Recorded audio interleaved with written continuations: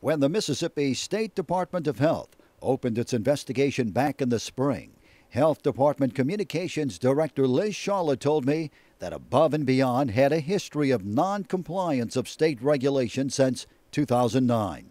According to Charlotte, the owner of Above and Beyond Daycare canceled the state-level hearing scheduled for June 19th and paid a $1,500 fine for non-compliance on a variety of cited issues.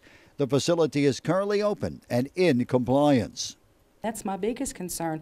Why are they allowed to pay the fines and nothing being done to correct the situation?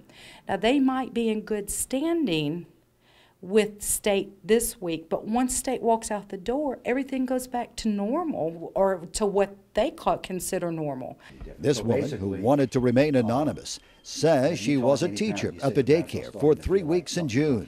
She says owner Jonna Blair fired her after she refused to give outdated milk to infants. I was actually told to go ahead and give it to them, that it wasn't going to hurt them being out of date by a few days. Food, they would change the dates on the food and feed the children the same thing for 5 or 6 days. And she says a limited staff had to take care of too many youngsters. Up to 27 at a time. Now, that would be consistent of all of the infants and all of the other children. One person? One person. So actually, when I started, there were only 2 employees, and they had about 50 or 60 kids.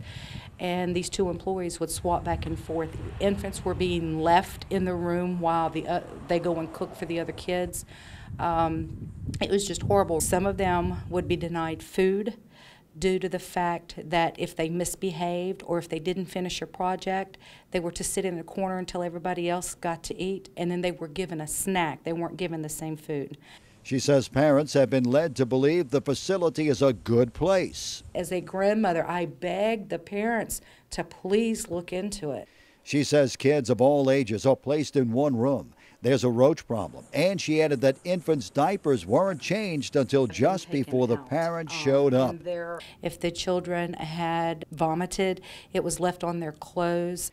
This email I received from a concerned parent, Stephanie Edmonds, says her daughter would come home stinking like vomit and would be wearing another child's clothes. In the email, Edmond wrote, "The facility is shoddy, understaffed, and unclean. Please do more to expose owners Jonna Blair and Christy George.